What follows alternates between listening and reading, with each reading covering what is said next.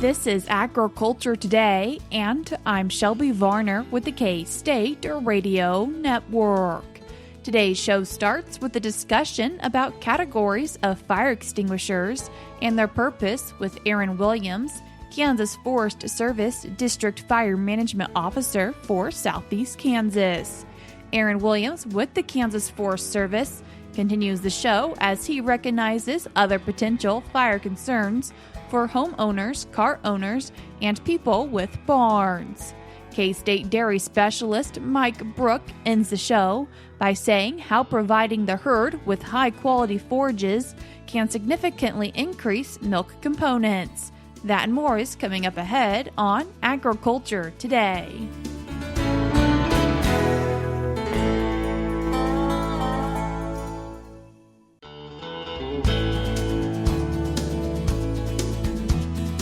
You're tuned in to Agriculture Today, and we continue our show discussing fire extinguishers with Kansas Forest Service District Fire Management Officer for Southeast Kansas, Aaron Williams. Aaron, thanks for joining us today. Hey, thank you for having me. I'm glad to be here. Aaron, while we're thinking about fire extinguishers and talking about them today, are there different types? Yeah, absolutely there are. There are 5 categories a fire extinguisher can be rated for. And you can have an extinguisher that's one or more than one of those. So those categories are A, B, C, and D. And then the newest one that they added in, it's been quite some time back, but still seems new to me, would be the K extinguisher. And so I'll kind of just give a brief rundown of those. So a Class A fire extinguisher is for what they call ordinary combustibles, your woods, paper, traditional home furnishings, cotton, wool, even some of your more modern plastics, your nylons, polyesters, things like that. Just the normal stuff that you would think about being on fire, right? Class B fire extinguishers are for flammable liquids. So gasoline, diesel fuel, kerosene, anything like that takes a Class B fire extinguisher. And one of the main reasons they make that distinction is because those petroleum products will float on top of most water-based fire extinguishers. So that's why they put that B rating on there. A Class C fire extinguisher is rated for energized electrical equipment. So if electricity is going through it, you want a Class C fire extinguisher. Now, if all you have is an A or an AB, if you turn off the electricity, a Class C electrical fire just becomes a Class A ordinary fire. Okay, so that's always an option, but it's better just to have an ABC fire extinguisher. And most of the fire extinguishers that you will see that you can buy like at your big box stores, Walmart, Home Depot, Lowe's, wherever, those are going to be ABC fire extinguishers. And they're usually what's called a dry chemical fire extinguisher. Okay. Your Class D is for flammable metals, and you're not going to see those very often out in the wild, just because different metals require different agents to put them out. Most flammable metals, once they start burning, the chemical reaction on a lot of those actually creates its own oxygen. So it makes it really hard to put them out. So it usually takes a specific type of a product to do that. The final one that I mentioned is your Class K fire extinguisher, and K is for kitchen. So it is specially designed for cooking oils and cooking greases, things like that. Generally, you're not going to see those except in a commercial kitchen. Most people's homes will have an ABC extinguisher if they have one. And that's usually fine, unless you've got an industrial deep fryer in your kitchen. A lot of times when I'm thinking about people putting out smaller fires, I'm thinking of those red fire extinguishers with the hose. However, I've also heard about fire blankets and a few other options for suppressing fires. And are those valid options for people to use? They are.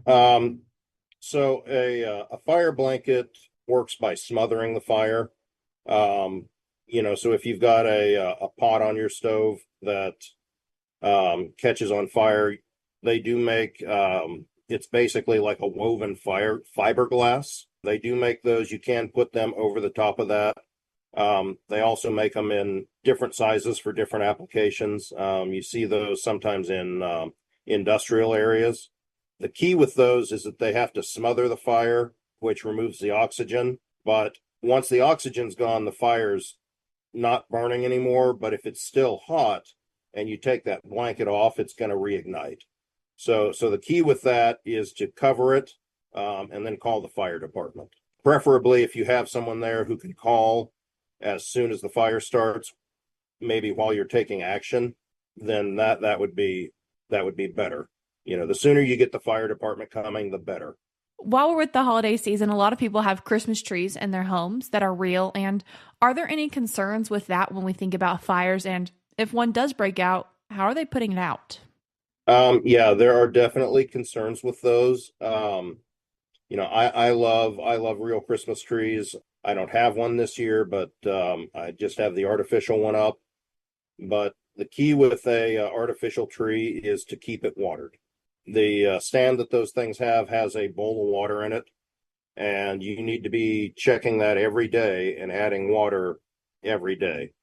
The other thing, if you buy a tree that has been cut for some time, like maybe from a tree lot or somewhere like that, not a Christmas tree farm where you're picking a tree and cutting it necessarily, but the end of those trees can get dried out and start to die before you get it home.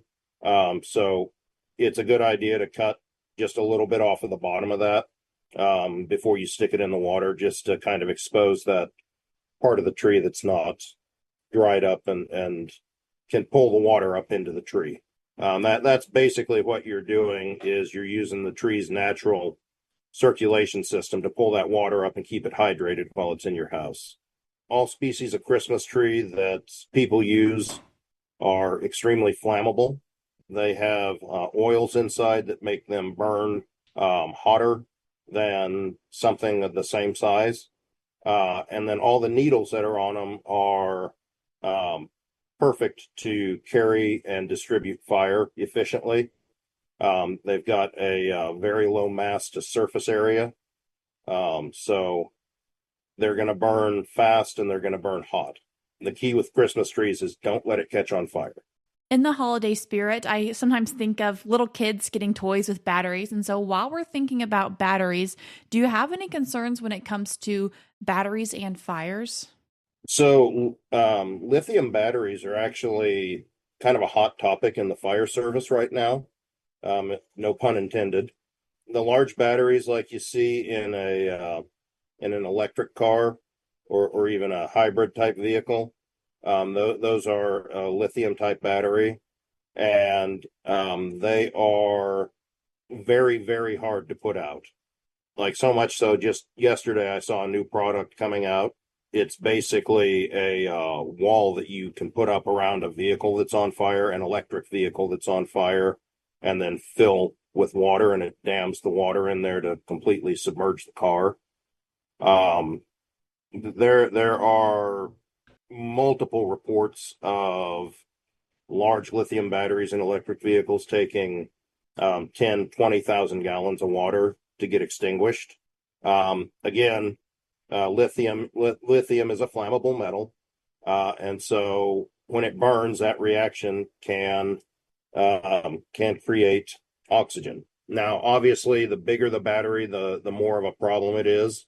My number one recommendation, if you have a lithium battery that catches on fire, call the fire department immediately.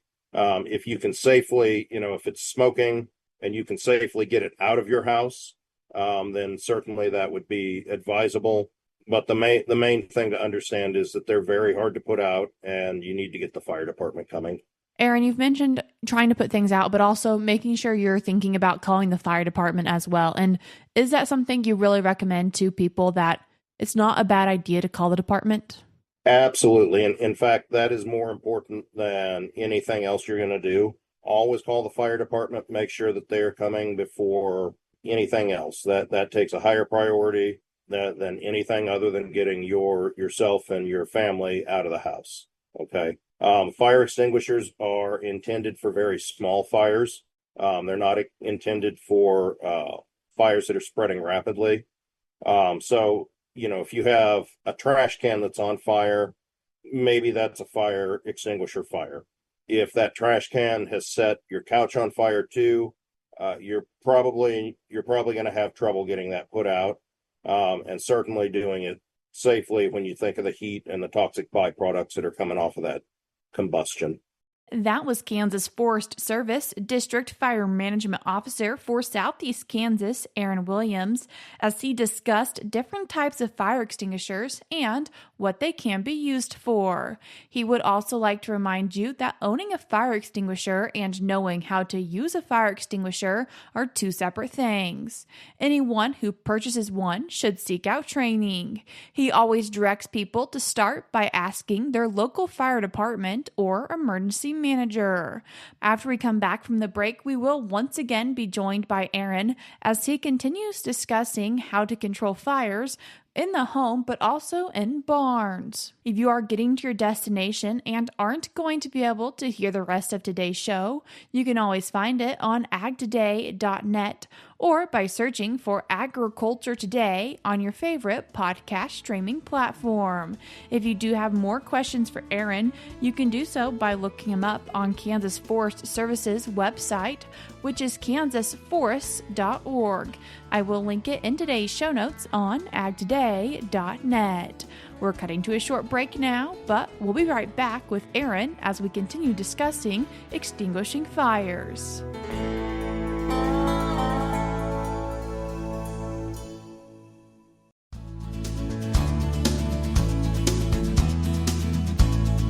You're tuned back into Agriculture Today, and we continue our show and conversation about fire extinguishers with Kansas Forest Service District Fire Management Officer for Southeast Kansas, Aaron Williams.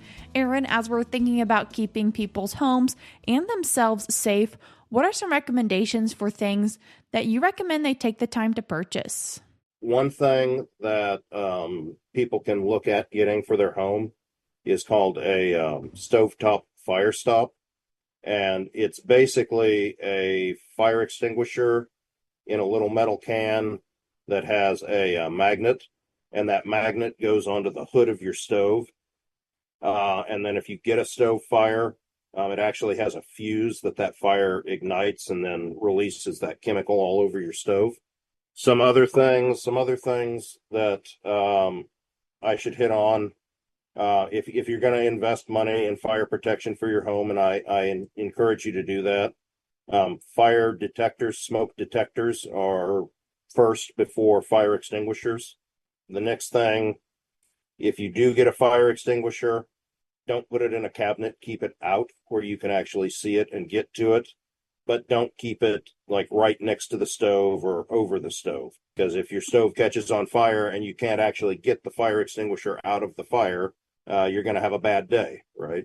Another thing with fire extinguishers is they need regular inspection. So one time a month, you need to take a look at them, make sure that they still show that they're charged, make sure that there's nothing in the discharge hose or port.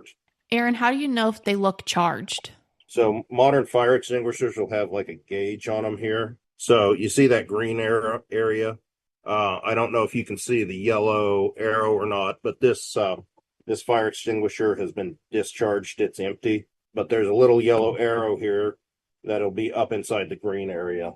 And so when you're looking at it, there should be a space in there that says good or okay or something. Usually that'll be colored green.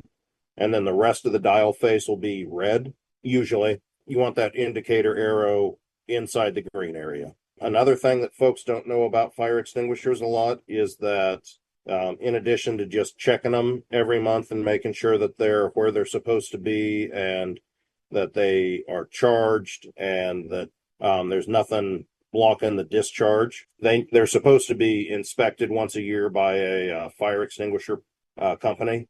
There are a lot of companies, and mostly they do commercial buildings that are required to have extinguishers. but even your home extinguishers are supposed to be looked at once a year to maintain their reliability. I've got another extinguisher. I used to go around and teach a class on this a little bit, but one of the extinguishers that I used to kind of demonstrate in that class, I haven't taken out for a couple years because in this current job I don't do that. And while it was sitting on my shelf, it slowly lost pressure. So it's actually depressurized. A couple other things, not all companies that service fire extinguishers will service extinguishers that came from a box store. So it's going to be a little bit more expensive to go to the fire extinguisher servicer to buy a fire extinguisher. But if you do that, then you'll be able to just keep taking it and getting it refilled pretty much anywhere. Are there any concerns with buying fire extinguishers from big box stores? Absolutely not. Like I say, some companies that recharge fire extinguishers won't recharge those, but that doesn't mean there's not anything wrong with the extinguisher. The important thing is that the extinguisher is rated by a reputable laboratory like the Underwriters Laboratory, or there are a couple others that do it as well. But as long as it's got that certification, it's going to be a good fire extinguisher for you if you use it correctly. So we're thinking about homes or maybe cars, as you mentioned, with the hybrid or battery cars. Should producers, should we also keep in mind barns? Yeah, that's absolutely a good idea. The thing that I will say, I have fought a lot of hay bale fires in my time. This is my 26th year in the fire service. Once you get a hay bale on fire, that hay bale is on fire, and you're not, they're very hard to put out, and it's basically impossible to put out while preserving, and getting anything back out of the bale. That bale's gone. You need to write it off. So yeah, having a fire extinguisher that can keep a small fire that starts out of, your hay barn or even a livestock production barn, very good idea. One thing that I recommend is that producers keep a fire extinguisher on their machinery. Certainly on a combine, certainly on their hay mowers, just because those can spark fires, and depending on how much of the field is left when that fire starts, you can lose an entire crop to that, or an entire field to that fire. And if you had an extinguisher, you could have just put it out right there. I actually think it's a good idea to have an extinguisher like on basically all your tractors. I have seen where a producer had lit a hay lot on fire and was pushing it up, and some of that burning hay kind of wafted in the air and landed on the hood of his tractor. It was a brand new tractor that he had just bought like 3 months ago, and some of that burning hay got up on the edge of the hood and fell under the hood. Well, right under that is where the fuel tank was. And on that particular model, John Deere had gone to a plastic tank, and it actually melted a hole in that tank, and the tractor was a total loss. Commonly in homes, things are pretty climate controlled. And so if we're thinking about barns, whether hay barns or livestock barns, do we have any concerns about things getting too hot or too cold for fire extinguishers? It depends on the extinguisher. So your ABC dry chem extinguishers, which is typically what you'll find at your big box store, those being in the cold isn't really going to affect their performance. Now, one thing with those I failed to mention about the checking it every month, you should actually turn those over, just turn them upside down and back and forth a little bit. That just keeps that chemical from caking in the bottom of the extinguisher. They've got an anti-caking agent in there, but still recommend that folks go ahead and just tip it over and put it back when they do that inspection. Now, there are Class A fire extinguishers that you can buy from a fire extinguisher service provider. And those, I actually love those because you can refill those at home. So you can practice with it, you can use it, and then you can just refill it at home. They take 2.5 gallons of water, and then they've got a valve stem on the top, just like a tire. And you just take your same compressed air that you would use to fill a tire to recharge it. The downside of those is that they're water, so if you have it out in a barn, it will freeze. There are specific types of antifreeze that you can buy that will go in there to prevent that. That makes it more expensive, obviously, to reuse. But it also kind of defeats you being able to recharge it at home. So those have advantages and disadvantages, right? Another thing to keep in mind would be the size of the extinguisher. The bigger an extinguisher is, the more fire it can put out, but also the heavier, bulkier, and harder to use it is. The extinguishers are rated for how much fire they can put out. The ratings, the Class A ratings can be a little confusing. Basically a 1A fire extinguisher contains the equivalent of 1.25 gallons of water. So a 2A would have 2.5 gallons, and so on. Now the B rating makes more sense to a lay person, I guess, and it's based on square footage. So if you think back to that intended use for a B, that it's for flammable liquids, that liquid's going to pool on the ground, and the B rating tells you how many square feet a novice user can put out with that extinguisher. So like a 20B would put out a 20 square foot pool of diesel. That was Kansas Forest Service District Fire Management Officer for Southeast Kansas, Aaron Williams.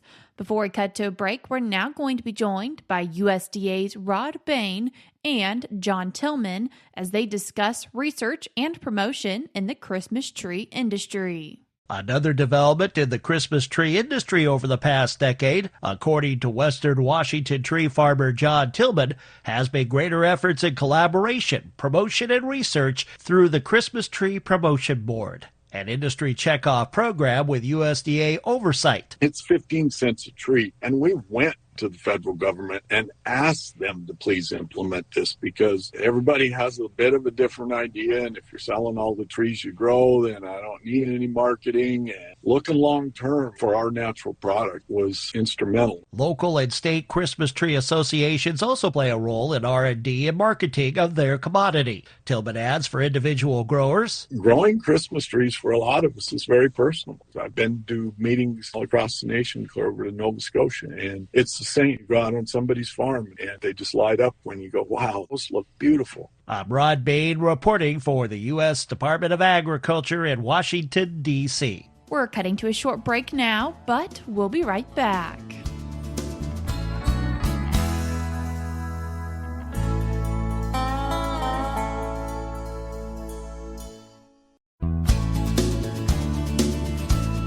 Welcome back to Agriculture Today. Along with Shelby Varner, I'm Jeff Wickman.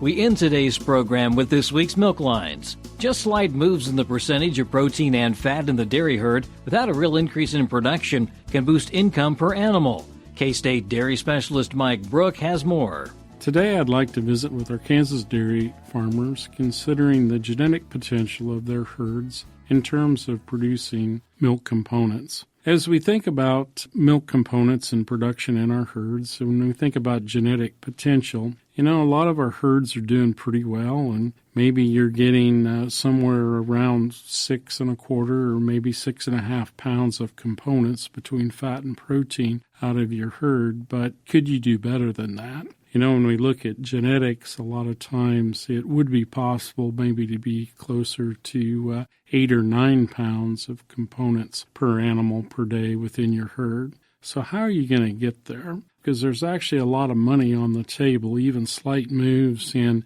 the percentage of protein and fat in your dairy herd without a real increase in production can result in significant increases in income per animal per day, often somewhere between $1 and $2 per animal. If we can also increase the level of milk production, we may be even talking as much as $5 per day. Now, how do we get there? Unfortunately, it all goes back to forages and the quality of forages that you actually have on your dairy farm. Why is that so important? Well, as you look at forages, they're going to make up at least 50% of the diet that you're feeding, maybe more, and they're also the most slowly digested and the most incompletely digested of all the components that you put into the diet every day. So, what are we talking about? Look at your corn silage. What is the 30-hour neutral detergent fiber digestibility? Is it above 63%?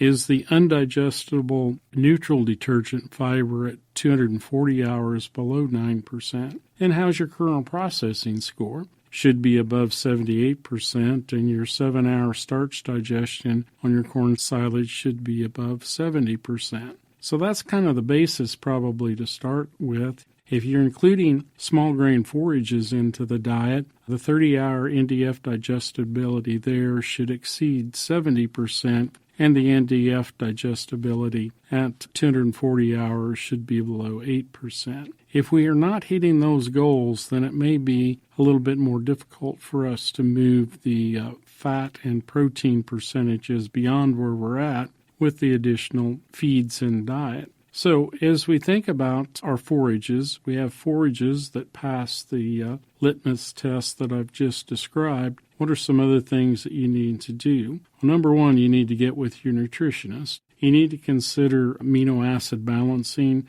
in your diets. If you're not doing that, it's important that we pay attention to the amount of lysine, methionine, and histidine, as these are often the most limiting essential amino acids in a dairy cow's diet. And it will take some specialized computer programs to effectively evaluate that. Finally, we need to think about the fatty acids that we're feeding as well. They come from a variety of sources, and we need to make sure that these rations are correctly balanced for the amounts of specific fatty acids in order to get an increase in butterfat percent out of our dairy animals. We have a lot of different choices when it comes to fats. It could be roasted soybeans, or it could be whole cottonseed, maybe some prilled fat or palm fat in the diet, calcium salts of fatty acids, animal tallow, things like distillers grains, extruded soybean meal, and solvent soybean meal can also be considered. However, it will take the help of your nutritionist to sort all of this out to make sure that we're providing the right combination of fats to our animals. So, as you evaluate the opportunity that you have here, some of these feed additives are expensive. However, if we do have the forage quality necessary to more closely meet the genetic needs of our animals, then we do have an opportunity to see an increase in milk production as well as components that would more than cover the cost of some of these specialized ingredients. This is Mike Brouk with K-State Research and Extension. Thanks, Mike. And that'll do it for this edition of Agriculture Today. For Shelby Varner, I'm Jeff Wickman. This is the K-State Radio Network.